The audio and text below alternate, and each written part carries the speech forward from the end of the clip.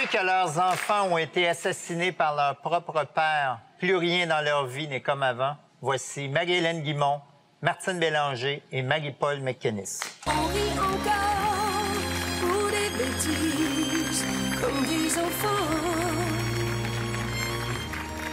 pas comme avant.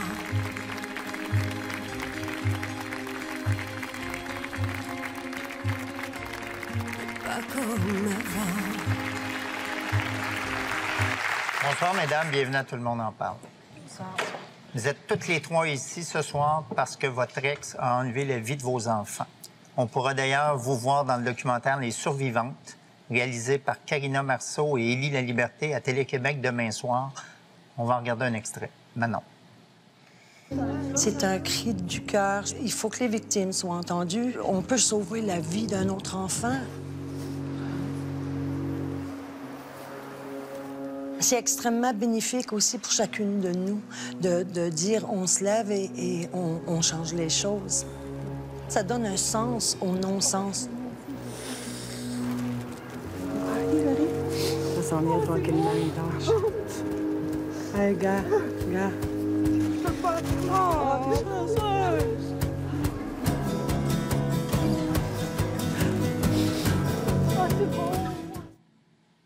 Marie-Paul, votre vie a basculé le 2 juillet 1996 quand le père de vos enfants, Jérôme, 6 ans, et Justin, 2 ans, a mis le feu à la maison dans laquelle ils se trouvaient tous. Récemment séparés, vous étiez chez votre sœur et de la maison où vous étiez, vous pouviez voir les flammes détruire votre vie. Avez-vous tout de suite compris que c'était pas un accident? C'est ça que oui, parce qu'on s'était parlé toute la soirée. Bien, il m'avait appelé une couple de fois pour me dire... parce qu'on était séparés, il voulait que je revienne. Il prenait très mal la séparation. Et j'ai déjà eu plusieurs fois des menaces qui pouvaient passer à l'acte. Fait que lorsque j'ai entendu la sirène du camion de pompiers, j'ai su tout de suite que c'était fini. Marie-Hélène, le 17 décembre 2005, votre ancien conjoint a fait feu sur votre petite Émilie, 18 mois. Avant de retourner l'arme contre lui. Comment vous avez appris la nouvelle? Moi, quand je l'ai appris, c'est les policiers qui sont venus me l'annoncer au milieu de la nuit.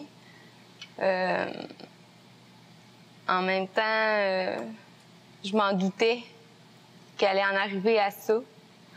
Mais la nouvelle a été très difficile.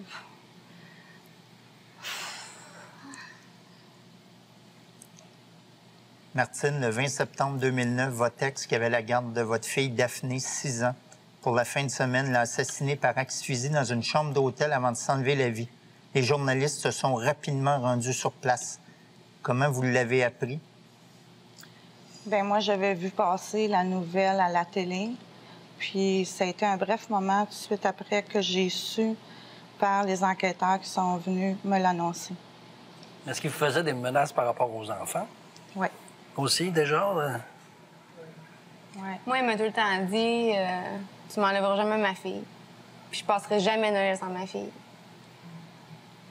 Mais moi, dans mon cas, il en a été violent physiquement aussi. C'est sûr que la violence psychologique a duré longtemps, même après la séparation. Mais quand ils ont plus d'emprise, hein, ils s'attaquent à ce qu'on a de plus précieux. Nos enfants. Marie-Hélène, vous aviez avisé votre avocate et le tribunal que vous craigniez pour la sécurité d'Émilie. Pourquoi votre ex vous faisait des menaces? Bien, en fait, qu'est-ce qui est arrivé, c'est que nous, dans ma région, c'est que j'habite, à Montmagny, il y en avait eu un drame familial quelques années avant. Quand ça passait aux nouvelles, il a vu ça, puis il a dit, ben moi, je comprends les gars qui en viennent à ça. Les femmes sont prêtes à nous enlever nos enfants à n'importe quel prix. Ben, qu'ils soient pas étonnés qu'il arrive ça. Fait que c'est sûr que quand je me suis séparée d'avec lui pour la garde d'Émilie, ma crainte première, c'était ça, là. C'était sûr, là, qu'il allait tout faire pour avoir Émilie, là.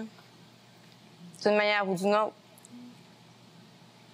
Martine, vous avez fait appel à la DPJ. Qu'est-ce qui s'est passé une fois que vous les avez alertés? Bien, en fait, moi, quand je me suis séparée, la petite avait 4 mois. Je suis allée faire comme un genre de thérapie à violence conjugale, comprendre pourquoi j'étais rendue là-dedans. Mais dès le départ, c'était dit, elle va savoir quel genre de mère que t'es. Il y avait tout le temps des choses qui se préparaient. Déjà, elle parlait pas, mais il se préparait. Puis un jour, elle est devenue plus vieille. Et là, il n'y avait plus d'emprise sur moi parce que j'essayais C'était tout le temps quand même la violence psychologique, il y avait la violence verbale. Jamais, jamais, jamais il a arrêté. Et ensuite, Daphné a eu 3 ans, était capable de comprendre. Donc, lui a été vers sa fille pour m'atteindre moi. Et quand j'ai vu que Daphné vivait de la violence psychologique et que j'en ai été certaine, là, à ce moment-là, j'ai fait appel à la DPJ en 2009, au printemps 2009. Est-ce que vos ex vous ont laissé des lettres, des messages avant de commettre ces meurtres? Moi, il m'a laissé une lettre. Ce que je peux dire de cette lettre-là, c'est rien de gentil, là. C'est des reproches, c'est...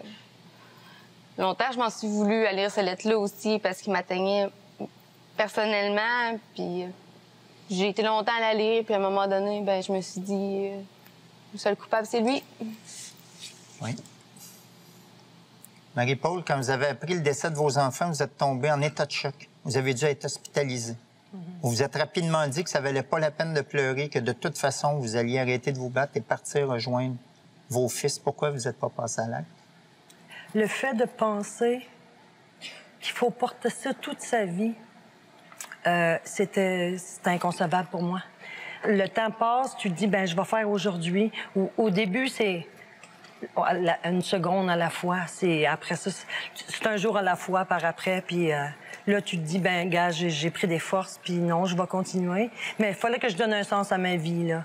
C'est sûr qu'on peut plus avoir une vie, monsieur, madame, tout le monde, partir travailler, puis avoir une vie normale, entre guillemets, là. Est-ce qu'on peut faire confiance à un homme après ça? Ben moi, je me suis remariée en 2000, c'est ça. J'ai été le couple le plus formidable du Québec à l'émission Claire Lamarche. On avait gagné, moi. Puis oui, mais mon conjoint, s'il était là, c'est sûr que c'est pas évident, là. On fait attention à nous, puis on le met souvent à l'épreuve pour savoir si tu dis, ça se peut pas qu'il est fin comme ça. On est traumatisé, oui, à un moment donné, il va changer, mais non, ils sont testés, je pense. Ça prend des hommes très patients pour être avec nous. Ah oui.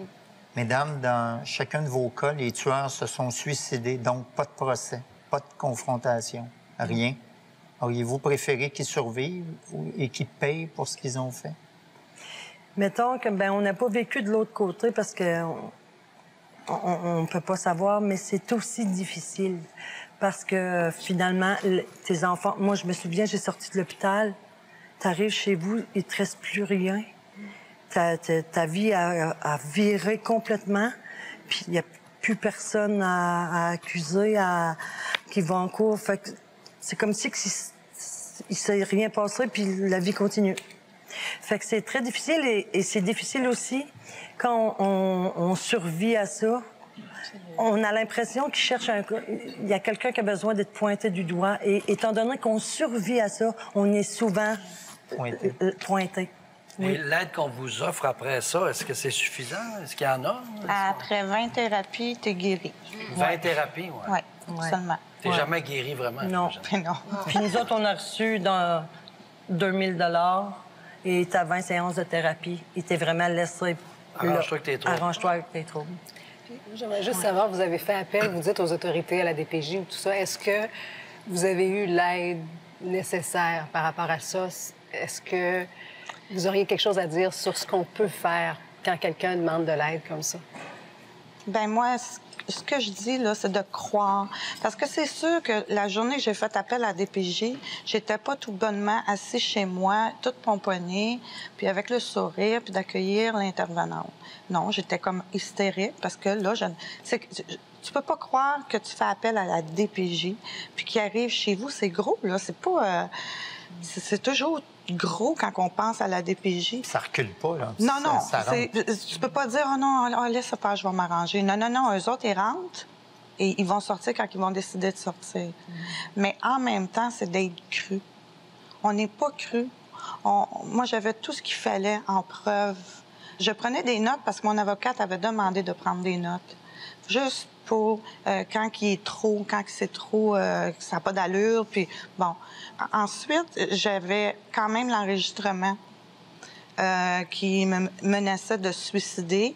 Et puis, il avait appelé 3 fois de fil en laissant des messages sur le répondeur pour dire qu'il était pour se suicider. Puis déjà, il a dit... Je m'en prendrai pas à la petite parce qu'elle est trop petite et elle est trop belle. Déjà, il y avait la phrase pour dire qu'il y avait quelque chose qui était dangereux. Et de se faire croire quand on demande de l'aide, c'est ça qu'il faut. C'est horrible de laisser aller son enfant puis de dire, oui, il va y arriver quelque chose, puis la loi m'empêche de le protéger. J'ai pas le choix de le laisser aller. J'ai pas le choix. Une fin de semaine, 2 jours, une fin de semaine. T'as pas le choix. Oui. On se demande comment vous faites pour continuer de vivre, puis comme vous êtes là, vous êtes quand même lumineuse. Puis ces hommes-là, des écœurants qui vous ont manipulé, puis qui ont essayé de vous rendre coupable, sont allés chercher ce qu'il y a de mieux. Comment vous faites pour continuer et survivre à ça? J'ai été obligée de me mettre des buts. Je me suis mise 3 buts. Moi, mes enfants sont décédés, je viens de la Gaspésie. Puis 1 an après, je rentrais à l'université à Chicoutimi. J'avais jamais eu la chance de retourner aux études, d'aller aux études. Ça fait que j'avais un secondaire 4 pas fini, je rentrais à l'université, c'était un peu fou. Mais fallait... Ça, c'était le premier but. C'est votre bouée, là? Oui, c'était ma bouée. J'avais promis à mes fils que si je continuais de respirer, que j'allais écrire un livre pour leur mémoire. Vous l'avez fait? Je l'ai fait, oui. Ça s'appelle La survivante. Oui, La survivante. Et je trouvais ça tellement difficile que les gens comprennent mal la problématique. Et je me donnais un but d'essayer de plus de parler de la violence conjugale et nos drames familiaux. Puis votre 3e but? Mon 3e but, c'était l'exhumation de mes fils, parce que quand mes fils sont décédés, ils ont été enterrés avec l'assassin, et c'est ma belle famille qui s'est occupée de ça. Moi, mes parents sont décédés. Fait que mes fils sont enterrés avec leur assassin, et je voulais avoir le corps de mes enfants. Et est-ce que vous avez réussi? J'ai pas réussi. Pas jusqu'à présent. Les corps appartiennent à l'Église, et c'est très difficile de... Les corps appartiennent à l'Église? Oui. Et c'est pas la loi. Même si j'allais à la loi, il faut absolument que l'évêque me donne une permission pour... ou sinon, l'unanimité des 2 familles. OK, non. Puis l'autre famille, il veut pas non. nécessairement. Oui. Il faut que les 2 familles sont en accord. C'est sûr que ça arriverait jamais.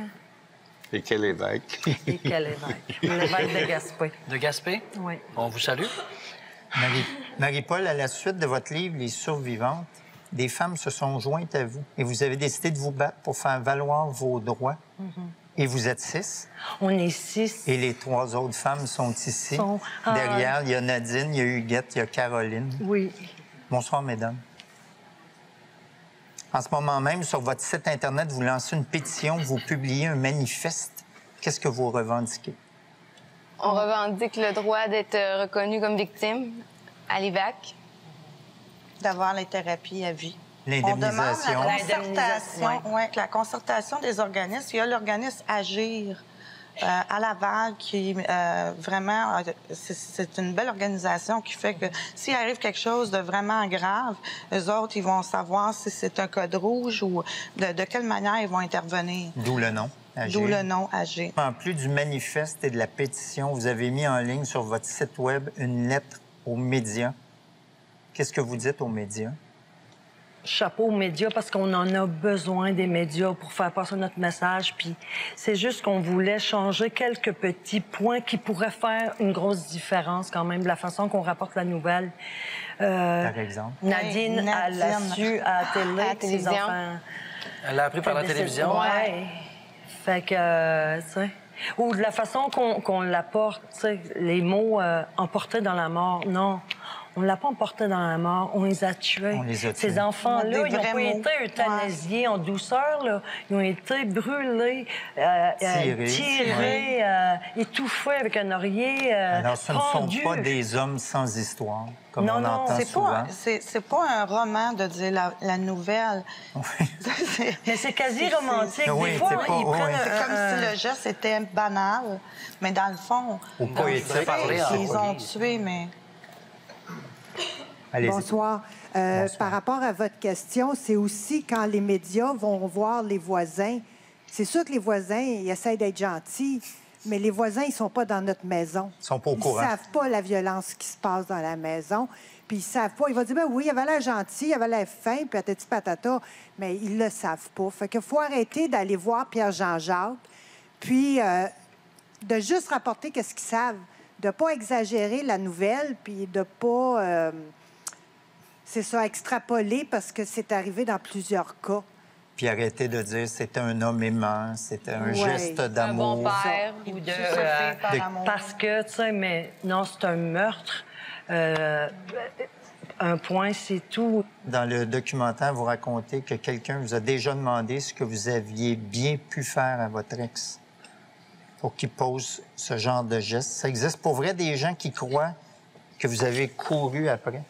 Ce qu'on entend souvent aussi, c'est « Pourquoi tu restes? » ou « Pourquoi t'as pas parti? » Mais c'est un étau, t'as peur pour ta vie, t'as peur pour tes enfants. Les gens ont beaucoup de difficultés à comprendre ça, pourquoi on reste. Mais tu pars pas comme ça, sinon ça serait facile, là. T'es morte de peur, fait que t'as peur, t'as vraiment peur pour ta vie, t'es détruite aussi. La confiance, tout. Ouais. Un des drames qui a été le plus médiatisé, celui d'Isabelle Gaston. Pourquoi elle n'est pas dans votre mouvement, Isabelle? Est-ce que vous l'avez invitée? Oui, on l'a invitée parce que quand on a tourné, 5 jours à Charlevoix, elle était très prise dans son propre processus judiciaire. Ouais. Puis en même temps, elle se bat aussi beaucoup pour du côté juridique, ce qui n'est pas notre cas puisqu'ils sont décédés. Mesdames, je tiens à saluer votre courage, votre détermination. Vous avez choisi de vous battre pour aider les prochaines victimes, alors que vous avez déjà vécu ce qui est le plus difficile à vivre pour un être humain. Vous avez mon plus grand respect et je lève mon verre à votre dignité.